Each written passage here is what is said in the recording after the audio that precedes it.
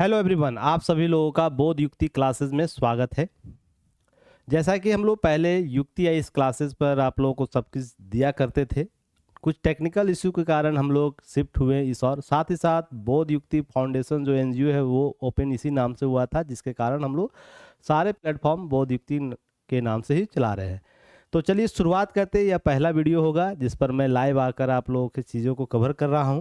तो सबसे महत्वपूर्ण टॉपिक को लेकर आए हैं जिसमें हम लोग बात करेंगे 71वीं बीपीएससी प्रीलिम्स जो हुआ है, जिसका कट ऑफ क्या होगा। बहुत से अनुमान किए गए हैं, कराए जा रहे हैं। क्या आप उस अनुमान के आसपास हैं? जो आप बीपीएससी ने जो प्रश्न पूछा है वो किस रूप से प्रभावित होंगे, किन कारकों से प्रभावित होंगे, साथ ही साथ रियल टाइम के समय जब आप लोग एग्ज़ाम दे रहे होंगे उस समय क्या परिस्थिति रही जो प्रश्नों को प्रभावित कर सकता है औसत अंक के तौर पर। साथ ही साथ प्रश्न का जो आंसर की है बीपीएससी के द्वारा दे दिया गया है, तो उससे भी बहुत से प्रश्न प्रभावित होंगे जो आपका आकलन पहले रहा होगा। तो इन सारे पक्षों को देखते हुए आगे बात करेंगे और साथ ही साथ देखेंगे इसमें क्या सा की फैक्टर काम करेगा। देखिए, महत्वपूर्ण रूप से समझने का प्रयास करेंगे। कुल अगर बात किया जाए 71वीं बीपीएससी के लिए तो 4 फैक्टर बहुत महत्वपूर्ण है, जिसमें हम लोग बात करते हैं प्रश्न का लेवल कैसा है, ईजी क्वेश्चन क्या सबसे ज़्यादा पूछे गए थे, प्रश्नों की संख्या क्या, इजी जो लेवल का होता है इजी स्तर का, कहने का मतलब इजी कहने का मतलब या तो वो पीवाईक्यू में प्रश्न पूछा जा चुका है और वहाँ से टू कॉपी आपको यहाँ पर दे दी गई है, या इस पर बहुत से ऐसे प्रश्न होते हैं जिस पर आपका कमांड हो रखा होता है, उस प्रकार के प्रश्न की संख्या थी, या ऐसे प्रश्न जो आपने पढ़ा है और वही टू दी कॉपी हो गया है, टू द कॉपी आपको बीपीएससी के द्वारा करके दे दिया गया। बहुत सा ऐसा चीज़ है ना जो आप रेगुलर पढ़ते रहते हैं, वो वही प्रश्न के तौर पर दिख गया, वो देखे और आंसर देके आगे अगले प्रश्न पर पहुंच जाते हैं। तो वैसे प्रश्न की संख्या अधिक थी या मॉडरेट प्रश्नों की संख्या अधिक थी। मॉडरेट कहने का मतलब कुछ प्रश्न था ऐसा, इजी भी हो सकता है, टफ भी हो सकता है, पर बनाने में कुछ समय लगा होगा। इसको समय इसमें किल किया है, टाइम का है ना, थोड़ा सा बर्बादी करता है ये इस प्रकार के प्रश्न, जिसमें आप 50-50 के संदर्भ में रहते हैं। 50-50 सही भी हो सकता है, 50 गलत भी हो सकता है। तो इस प्रकार की क्या प्रश्नों की संख्या अधिक थी मॉडरेट प्रश्नों की, या टफ प्रश्न जिसमें बहुत से बच्चों ने क्या किया, उसके नेचर, प्रश्न के नेचर को देखते हुए प्रश्न को छोड़ ही दिया होगा, या वो समय ले लिया होगा आपका अधिक, प्रश्न को पढ़ने वक्त, सॉल्व करने वक्त समय की बर्बादी करा दिया होगा। और यह जरूरी भी नहीं है कि सभी बच्चों के द्वारा इसे सॉल्व कर दिया गया, हो सकता है कुछ बच्चों के द्वारा इसे सॉल्व किया गया होगा। और जब पोल कराया जाता है उसमें उन बच्चों के द्वारा बोला जाता है कि हाँ ये प्रश्न हमसे सॉल्व हो चुका था, इसलिए कट ऑफ इतना मेरा जाएगा। कुल मिलाकर यह बात होती है कि नेचर प्रश्न का क्या था, इजी प्रश्नों की संख्या की मैं बात कर रहा हूँ। सबसे ज़्यादा 150 जो प्रश्न पूछे गए हैं, 150 जो प्रश्न पूछे गए, जिसमें से मैं 140 की बात कर रहा हूँ। 10 क्वेश्चन तो आपको, और इस बार 141 की बात करूँगा क्योंकि 9 क्वेश्चन आपका मैथ से था तो इसको छोड़ दिया जाएगा, और 141 क्वेश्चनों पर सारी बातें, आंकड़े यहाँ पर दिए गए हैं। तो यहाँ पर हम बात करेंगे इजी प्रश्न की संख्या 141 में सबसे ज़्यादा थी, या मॉडरेट प्रश्नों की, या टफ प्रश्नों की, ये इसी के आकलन के आधार पर हम देखेंगे। साथ ही में अगर हम इसमें बात करें इस 141 क्वेश्चन में कितने क्वेश्चन आपके पीवाईक्यू से पूछे गए थे।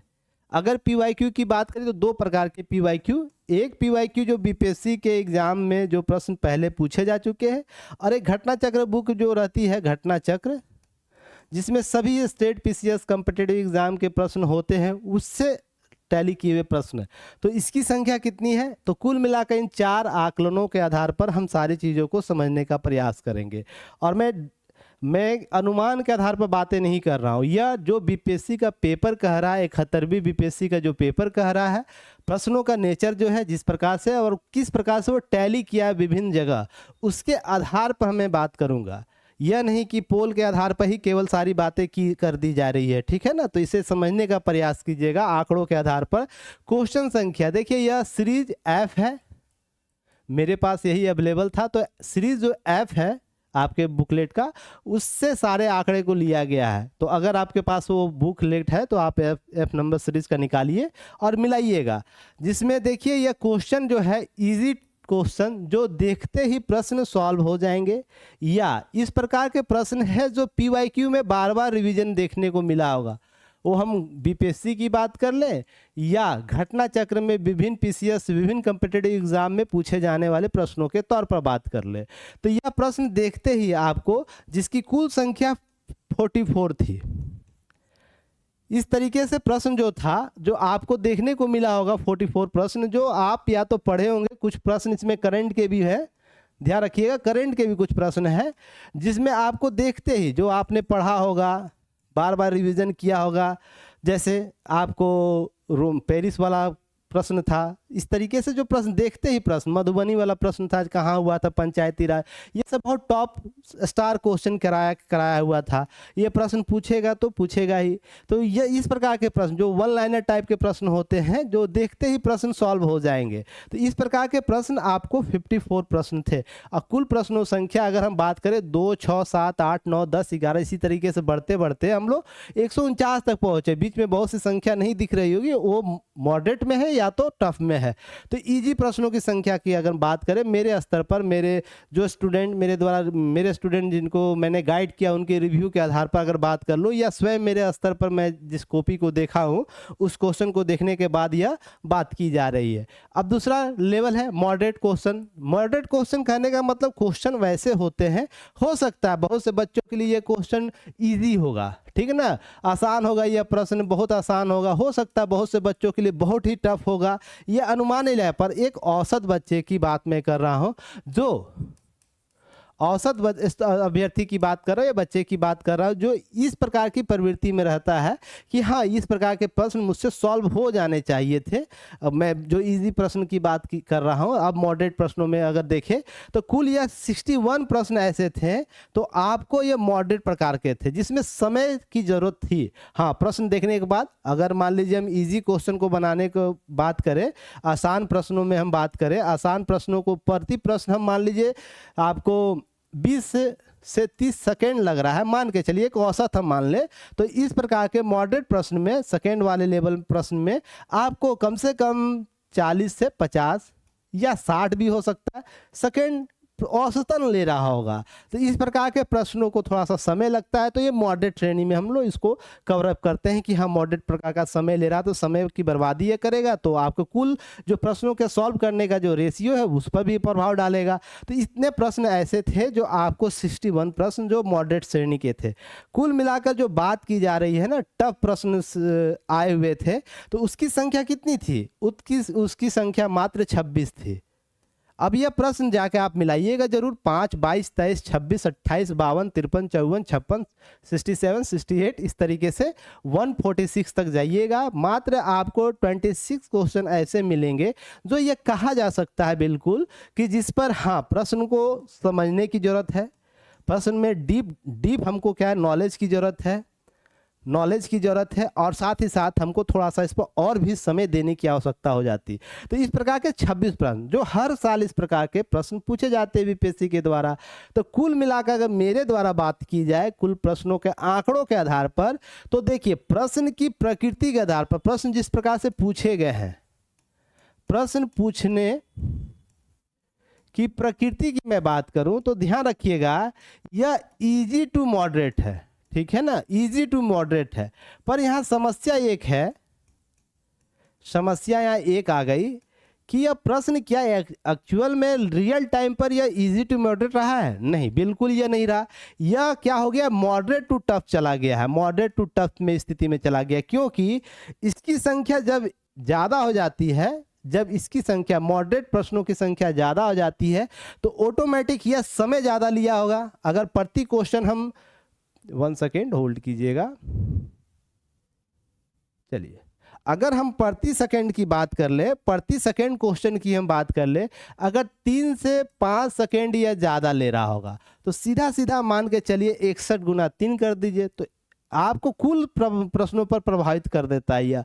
इसलिए ध्यान रखिएगा, यह जो लेवल है और रियल टाइम पर अगर 1 क्वेश्चन, 2 क्वेश्चन, 3 क्वेश्चन इस तरीके से अगर आपके रेंज का नहीं आए, तो और भी वो प्रेशर क्रिएट कर देता है। साथ ही साथ इसके अलावा क्या हुआ, तो इसके अलावा ध्यान रखिएगा, जो मैं बार बार आप लोगों को बोलता था, जिसको आप लोग गांठ बांध लीजिए। अगर गूगल मीट प्रोग्राम से आप लोग जो बच्चे देख रहे होंगे, जुड़े होंगे, जो देख रहे हैं इस वीडियो को, जरूर कमेंट सेक्शन में बताइए, क्या मैं एक लाइन नहीं बोलता था, गांठ बांध लीजिए, PYQ से 60 से 70 क्वेश्चन होंगे और ये हर बार होता है। ऐसा नहीं कि बीपीएससी यह नहीं कर रही है। आप अगर प्रीवाईक्यू को पहले से उठा कर देख लीजिए, अपने प्रीवियस ईयर क्वेश्चन से प्रश्न आपको देखेंगे, या तो बीपीएससी से होंगे या तो जो कंबाइंड ऑल कॉम्पिटिटिव एग्जाम की बात होती है, जिसमें घटना चक्र के बुक को सबसे स्टैंडर्ड पर रखते हैं, जिसमें सभी पीसीएस का और कॉम्पिटिटिव एग्जाम के प्रश्न वहाँ एक जगह संग्रह होता है टॉपिक वाइज, उसकी बात मैं कर रहा हूँ। तो उसमें 72 क्वेश्चन थे जो आपको पीवाईक्यू से थे, और जाके एफ सीरीज के जो बच्चे हैं जाके पहले इस सारे क्वेश्चन को मिलाइए। आप पीवाईक्यू घटना चक्र को रखिए और एक एक करके मिलाइए इन सारे क्वेश्चन को, देखिएगा आपको पीवाईक्यू में वो दिख जाएगा। अगर पीवाईक्यू में हम बात करें तो ऑप्शन से प्रश्न भी बनाए गए हैं। मान लीजिए पायराइट्स का क्वेश्चन था, पायराइट्स का क्वेश्चन था ना, यह ऑप्शन से क्वेश्चन बनाया गया है। तो क्या आपको यह नहीं बनता जब पीवाईक्यू में पढ़े तो उसके ऑप्शन को, मैं तो बार बार ये बोलता हूँ ना, ऑप्शन को भी देखते चलिएगा जो सबसे इंपॉर्टेंट होगा। अब बता दीजिए 95% अगर बिहार में पायराइट्स मिलता है तो क्या इस आपका दायित्व नहीं बनता इस प्रश्न को अच्छे से सॉल्व कर ले, इस टॉपिक को अच्छे से हम सॉल्व कर ले। बीपीएससी के एग्जाम में पूछेगा तभी उसको सॉल्व कीजिएगा। यहीं पर ये चीज़ को समझने की आवश्यकता है। तो यह टोटल 72 क्वेश्चन था और यह संख्या आपको मैंने दिया है क्वेश्चन नंबर का, और यह एफ सीरीज का क्वेश्चन है। तो आप इसे जरूर मिलाइए एक एक करके, और कमेंट सेक्शन में जरूर मुझे बताइएगा ये सारे क्वेश्चन पीवाईक्यू से रिलेटेड हैं या नहीं। तो कुल मिलाकर बात यह किया जाए कि आपको 72 क्वेश्चन आ रहा है पीवाईक्यू से। तो अब यहाँ पर एक चीज़ होगा कि 72 क्वेश्चन आ रहा है तो यहाँ पर कितने बच्चे हैं कि इसमें सॉल्व किए होंगे।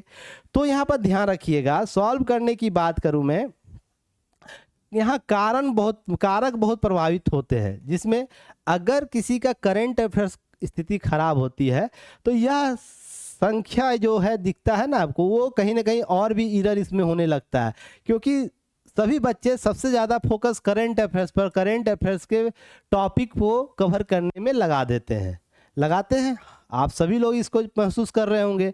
तो जिसके कारण पीवाईक्यू पर जितना कमांड होना चाहिए, मैं बार बार इस चीज़ को बोलता रहता था, साल 2 साल से बोल रहा हूँ, पीवाईक्यू पर कमांड कर लिए। जो कमांड किया बीपीएससी के जो लिस्ट है उसमें आने की सबसे ज़्यादा संभावना उसकी बनी रहेगी।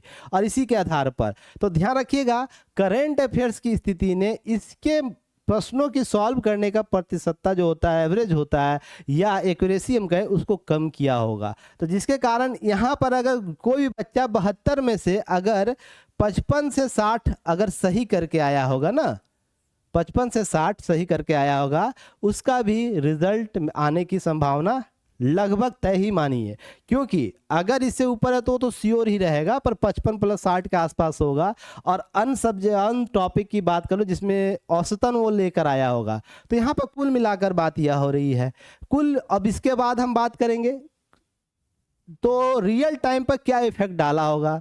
सारी बातें हो जाने के बाद क्वेश्चन किस तरीके से पूछे गए, क्वेश्चन किस तरीके से आ रहे हैं, सारी बात सही है, आप एक जगह अपनी बातें अपनी रखी जाएगी।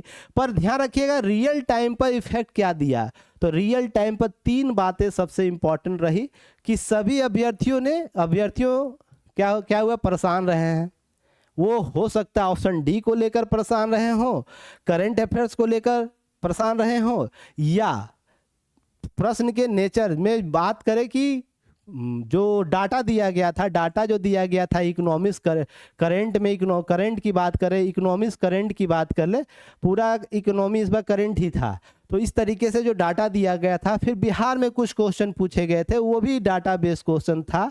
तो इस प्रकार के सिचुएशन में जो क्रिएट हुआ बच्चों की जो घबराहट, वो सबसे बड़ा इफेक्ट डाला होगा प्रश्न को सॉल्व करने में, जो रेशियो रहता उसमें। ऑप्शन डी भी बहुत परेशान किया सभी बच्चों को। कुछ ऐसे ऑप्शन देखने को मिल जा रहा था जो एनिमेट करते तभी आपको बाहर निकलता उसका उत्तर। तो यह भी बहुत परेशान किया है। तो यह भी एक कारक रहा। और सबसे अंतिम और सबसे महत्वपूर्ण कारक करंट अफेयर्स का संतोषजनक नहीं रहना। जो अपेक्षा की जाती थी कि हाँ इस बार प्रश्न जो पिछले बार से प्रश्न पूछ रहा है या उससे पहले भी प्रश्न जो पूछा है तो संख्या उसी के अनुसार से आएगी या उसी प्रकार के प्रश्न आएंगे। पर प्रश्न क्या हुआ कि इसमें करंट अफेयर्स में मैक्सिमम क्वेश्चन की बात कर ले तो क्वेश्चन जो पूछे गए हैं आपको दिसंबर 2024 से लेकर आपको जुलाई जुलाई 2025 तक बहुत से क्वेश्चन हैं, पर कुछ क्वेश्चन ऐसे हैं जो आपको 24 का 2023 का पूछा हुआ है और 2022 का भी क्वेश्चन पूछा हुआ है। तो पहले भी मैंने अपने क्लास में बताया था, कुछ क्वेश्चन आपको ऐसे दिखेंगे करंट अफेयर्स में जो 1.5 साल 2 साल का होगा, तो उसको थोड़ा सा क्षमा माफ़ करके आगे बढ़ने के लिए मैंने आप लोगों को एडवाइस भी दिया था। तो अगर मैं इसकी बात कर लूँ, इसमें ऐसे क्वेश्चन पूछे गए थे, तो डाटा फैक्ट बहुत पूछे गए थे, कुछ फैक्ट थे जो वन लाइनर टाइप के क्वेश्चन तो आसानी से सॉल्व हो गए थे। और वार्षिकांक जो मैंने दिया था प्लस क्लासेस डीएनए जो मैंने कराया था, उसमें से कुछ टैली तो बहुत क्वेश्चन हुए जो मैं आपको टेलीग्राम चैनल पर शेयर भी किया हूँ। पर कुल मिलाकर बात करें अगर हम, तो बच्चों को जो संतोषजनक स्थिति होनी चाहिए इसमें भी नहीं रही। तो कुल मिलाकर बात करें 3 यह फैक्टर था जिसने अंकों को बहुत प्रभावित किया। तो कुल मिलाकर अब अंक कितने आने चाहिए, कटअप कितना होना चाहिए, सबसे बड़ा सवाल है। तो ध्यान रखिएगा, इसमें जब आकलन किया जाए, कटअप की बात की जाए, तो 70% ऐसे बच्चे बोल रहे हैं, अगर सारे पोल की बात कर लूँ, अदर भी इंस्टीट्यूशन की पोल की बात कर लूँ या अपने खुद की बात कर लूँ, 70% ऐसे बच्चे बोल रहे हैं कि पेपर टफ था। ठीक है ना, टफ पेपर था। और 30% ऐसे बोल रहे हैं जो क्वेश्चन मॉडरेट था। तो ध्यान रखिएगा, इस बीच में जो फैक्टर काम कर रहा है वो इम्पॉर्टेंट है। तो यहाँ पर इन सब सारी चीज़ों को ध्यान रखने, तो यहाँ पर ये बोला जा रहा है कि इस बार कटअप जो पिछले बार 91 रहा था, इस बार कम होकर नीचे आएगा। तो वो कितना कम हो सकता है, यह भी तो आकलन करने की जरूरत है। ऐसा नहीं ना कि पूरा एकदम 20 से 25 नंबर कम हो जाएगा, ऐसा हो सकता है 20 से 25 नंबर कम कर दिया जाएगा आकलन के आधार पर, ऐसा हो सकता है। जो आपको लग रहा है, एक अभ्यर्थी को लग रहा है वो क्वेश्चन बहुत टफ है, तो दूसरे अभ्यर्थियों के लिए ईजी होगा, तीसरे अभ्यर्थी वो दोनों आप जो लेवल देख रहे हो वो दोनों उसके लिए टफ हो सकता है। तो कुल मिलाकर औसतन की बात करें हम ना, औसतन की बात करें तो PYQ डिपेंड करेगा। जो PYQ को अधिक सॉल्व किया होगा उसके रैंकिंग बनाने में, अर्थात रैंक बनाने में, अर्थात PDF में शामिल, PT के स्तर पर बात मैं करूं, प्रीलिम्स के रिजल्ट में उसमें शामिल होने के लिए, PDF में शामिल होने के लिए उसके लिए बहुत ही रामबाण का वो काम करेगा। तो सब कुल मिलाकर उस पर ही बात चल रही है। चलिए, तो इसके अलावा बात कर ले, एक अनुमान के तौर पर मैं बात करूं, सारे आंकड़ों को देखने के बाद, प्रश्न के नेचर को देखने के बाद, प्रश्न की प्रकृति को समझते हुए, बच्चों के रिव्यू के बाद, अगर मैं बात करूं अनरिजर्व्ड की, अनरिजर्व जो श्रेणी है उसमें 83 से 85 होने का अनुमान है, प्लस माइनस आपको 1 से 2 कर लीजिएगा। पर अनुमान है 83 से 85 85 के बीच। जो 91 जो लास्ट कटअप था उससे कम से कम 5-6 अंक तो कम होंगे ही होंगे इस बार, पर इतना भी कम नहीं हो जाएगा जो आकलन आपके द्वारा सोचा जा रहा है, क्योंकि जो आंसर की दिया गया है उसमें बहुत माइनर मिस्टेक देखने को मिला, पर ऐसा भी नहीं है कि जिससे बहुत अंक प्रभावित हो जाएंगे। तो यहाँ पर कुल मिलाकर हम बात करेंगे। अनरिजर्व फीमेल की बात करें तो 73 से 75 होने की उम्मीद है। EWS की बात करें तो 76 से 78 रहने का अनुमान, उसमें प्लस माइनस 1 अपना करते चलिएगा, वो अनुमान के तौर पर हम बात कर रहे हैं। अब यहाँ पर EWS फीमेल की बात करें 55 से लेकर 67, और यह ध्यान रखिएगा यह मैं अनुमान दे रहा हूँ, इसके आसपास प्रश्न टॉपिक हो सकते हैं, क्वेश्चन आपके कटअप हो सकते हैं इस क्वेश्चन के, पर BPSC ऑथराइड है, इसके लिए ध्यान रखिएगा, BPSC का ही अंतिम कटअप माना जाएगा। पर इस अंक के आसपास अगर आप लोग अपनी सॉल्व करके आए हैं तो मेंस की तैयारी में जरूर जुट जाइए। मेरा यह मानना रहेगा, मेंस की तैयारी में जरूर जुट जाना चाहिए। और जिनका नहीं हो रहा है तो उनके लिए क्या करना मैं बात करूंगा अभी लास्ट में। SC ST फीमेल की बात करें, SC की बात करें तो यह 63 से लेकर 65 होने का अनुमान है, और जो SC फीमेल की बात करें तो 37 से लेकर 39 के आसपास रहने की उम्मीद है इस बार के प्रश्न के नेचर को देखते हुए। फिर ST की बात कर ले तो उसमें कितना है, 58 से लेकर 60 आपको अनुमान हो सकता है इस बार आ जाए आपको इस बार कटअप के तौर पर रेंज इनका। फिर EBC फीमेल की बात कर ले तो 62 से लेकर 64 होना चाहिए। BC की बात कर ले हम तो आपको 77 से लेकर 79, 77 से लेकर 79 तक आपका अप्रोक्स रेंज होना चाहिए इस बार कटअप में। साथ ही साथ BC फीमेल की बात करें तो 67 से लेकर 69 आपका कट ऑफ होने का अनुमान है। फिर BCL श्रेणी 1 होता है जिसमें 64 से लेकर 66 आपका कट ऑफ रहने का अनुमान है। अगर हम बात करें जो एक्स फ्रीडम फाइटर के बच्चे हैं, उनके परपोते हैं, ध्यान रखिएगा प्रपोतियां हैं, उनके लिए 57 से लेकर 59 कट ऑफ रहने का अनुमान है। इस बार अगर इस रंग के आसपास आपका कट ऑफ जा रहा है तो कुल मिलाकर आप तैयारी में जुड़ जाइए। और डिजेबल की बात करें जो VI श्रेणी है, DD श्रेणी है, OS श्रेणी है, MD श्रेणी है, तो इसमें ध्यान रखिएगा 46 से 48 आपको VI श्रेणी में जा सकता है, 40 से 42 आपको DD श्रेणी में जाएगा, 60 से 62 आपको OS श्रेणी में और MD श्रेणी में 40 से 42 रहने का अनुमान है। तो यह अनुमान के तौर पर बात की जा रही है BPSC के आंसर की आने के बाद। साथ ही साथ कुल फैक्टर को ध्यान में रखकर या किसी भी बच्चे के अनुमान पर पोल को ध्यान में नहीं रखा गया है, पोल को ध्यान में रखकर नहीं बनाया गया है। ध्यान रखिएगा उसको एक स्रोत लिया गया है। हाँ, बच्चे की राय क्या चल रही है, उनका आकलन क्या है, उनका स्कोर क्या है, यह देखा जरूर गया है, पर BPSC का पेपर क्या कह रहा है इसके आधार पर BPSC का पेपर क्या कह रहा है इस पर आकलन के आधार पर रिपोर्ट मैंने आप लोगों को कट ऑफ दिया हूं। तो कुल मिलाकर बात है, अगर आप इसके आसपास आपका अंक आ रहा है तो मेंस की तैयारी में लग जाइएगा। तो इसके लिए हम लोग क्या कर रहे हैं, हम लोग इसके लिए आप लोगों के लिए 71वीं BPSC के लिए कॉम्पिटिटिव मेंस स्ट्रेटजी हम लोग पार्टनर से आप लोगों के लिए क्या लेकर आए हैं, strategy complete mains strategy programme bilingual में लेकर आए 2.0, जो पहले 1.0 था। अब इसमें हम लोग मॉडल आंसर आप लोग को देंगे, साथ ही साथ कुछ क्रिप्स नोट्स जो एग्जाम के लिए बहुत इंपॉर्टेंट होते हैं, जो आपको 17वीं BPSC के बच्चे स्टूडेंट दिए थे, उनका रिव्यू मैंने पीछे दिखाया भी था आप लोगों को, और बहुत समय भी है रिव्यू दिखाने के लिए। अब इस पर बार बार हर जगह चीज़ें दिखाने की आवश्यकता नहीं होती है, विश्वास भी बहुत बड़ी चीज़ होती है।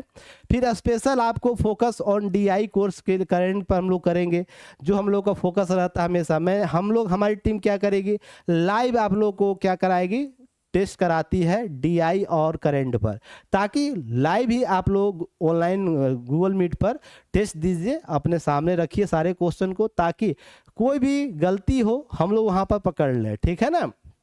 साथ ही साथ आपको ऐसे और जो टेस्ट एंड गाइडेंस होगा वो हम लोग अलग से गूगल मीट के माध्यम से लेते हैं, तो आप लोग को ध्यान रखना है। इसके साथ साथ हम लोग देंगे क्या आप लोगों को, तो ध्यान क्या रखना है कि CMS 2.0 में हम लोग टोटल डेली जो मेंस आंसर राइटिंग उसमें टोटल 70 टेस्ट देंगे, जिसमें हिस्ट्री के 10, पॉलिटी के 10, साइंस टेक के 5, ज्योग्राफी के 5, इकोनॉमिक्स के 4, करंट अफेयर्स के 12, जिसको IR हम लोग बोलते हैं, ऐसे के 12, DI के 12 टेस्ट होंगे। तो कुल 70 टेस्ट आपको डेली टेस्ट वाइज कराए जाएंगे। सेक्शनल टेस्ट 9 होंगे, सबके 2-2 टेस्ट होंगे। ध्यान रखिएगा FLT आपको जो होगा, FLT जो फुल लेंथ टेस्ट होगा टोटल 6, जिसमें GS1 GS2 के 2-2 टेस्ट और SA के 2 टेस्ट, और SA और आपका जो DI है रेगुलर आपको वो चलता रहेगा शुरू से ही। ये फुल लेंथ की बात हो रही है जिसमें आपको यहाँ ध्यान रखना है।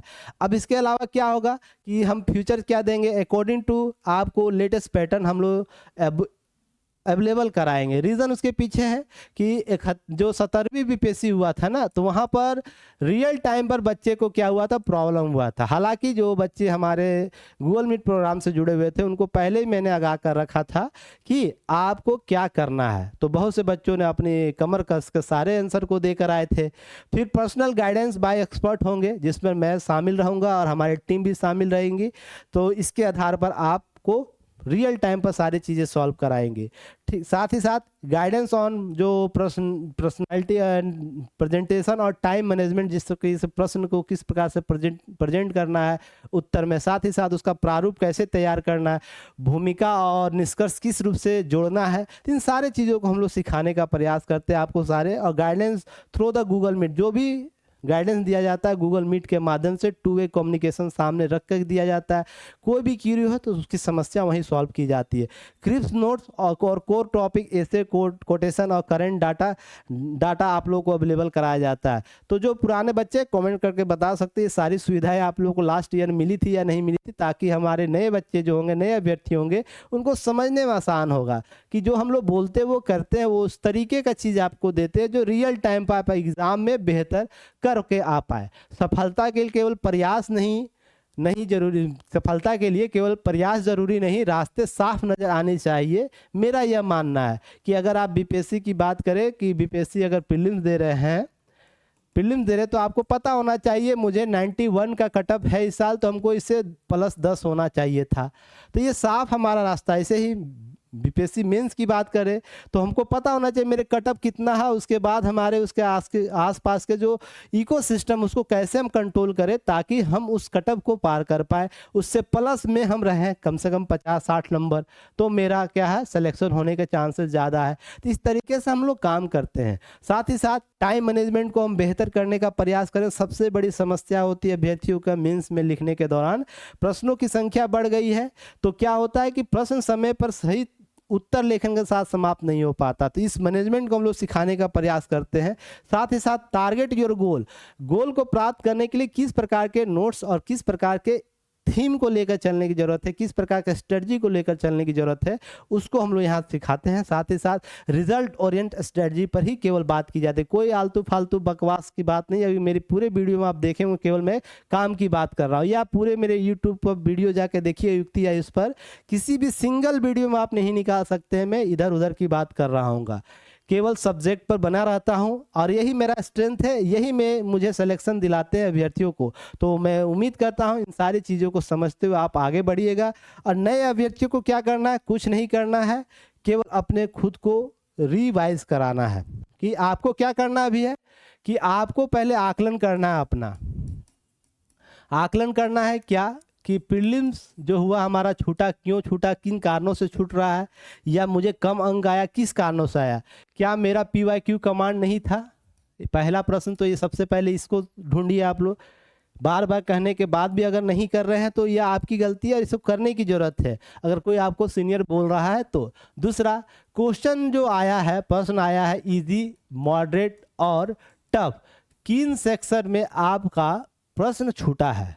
अगर इजी में छूटा है तो उसका अलग उपचार किया जाएगा, मेंस में अगर छूटा है, मॉडरेट में प्रश्न छूटा तो उसका अलग उपचार हो सकता है, और टफ की बात है तो उसको तो मेहनत करनी चाहिए, तो उसका दायरा और बढ़ाने का, ज्ञान बढ़ाने की ज़रूरत है। साथ ही साथ तीसरा, आप अभी मेंस को भी कवर करें। अब समय बहुत बच गया है, अभी से लेकर 72वीं के PT के लिए तैयारी नहीं कर सकते हैं, तो क्या करना है, अभी जब तक 71 का चलेगा, बीपीएस मेंस चलेगा तो ध्यान रखिएगा, तब तक आप भी मेंस कर सकते हैं फास्ट फॉरवर्ड में। इतना तो आप लोगों के पास नॉलेज रहता ही है, चीज़ों को और भी बेहतर किया जा सकता है। खाली नहीं बैठना, खाली दिमाग शैतान का होता है, और जो नहीं करना वो सारा चीज़ करा देगा आपसे। तो इसलिए क्या करना है, थोड़ा सा अपने आप को कंट्रोल करना है। हम फिर से फाइट करेंगे, फिर से उम्मीद लगाएंगे, सारी चीज़ों को फिर से कंबाइल करेंगे और क्या करेंगे, हम अगली तैयारी की ओर बढ़ेंगे। तो इसके लिए बेबी स्टेप थ्योरी जो हम पहले भी वीडियो में बता रखे हैं, तो बेबी स्टेप थ्योरी के साथ आगे बढ़ते हुए चलेंगे। तो इसी के साथ मैं उम्मीद करता हूँ जल्दी नए वीडियो के साथ आप लोगों के सामने रहूँगा, जिसमें पूरे प्रश्न जो 71वीं बीपीएससी के 71वीं बीपीएससी इन बच्चों के लिए जो इनका सिलेक्शन नहीं हो रहा है, 1 से लेकर 150 क्वेश्चन तक क्या करूंगा, फुल एनालिसिस कराऊंगा, जिसमें सारे प्रश्नों का उत्तर भी होगा, उसका कुछ सोल्यूशन भी होगा, ताकि आप चीज़ों को और भी बेहतर तरीके से समझ सके। कुल मिलाकर इसी के साथ मैं फिर अगले वीडियो में मिलता हूं, तब तक के लिए धन्यवाद, जय हिंद।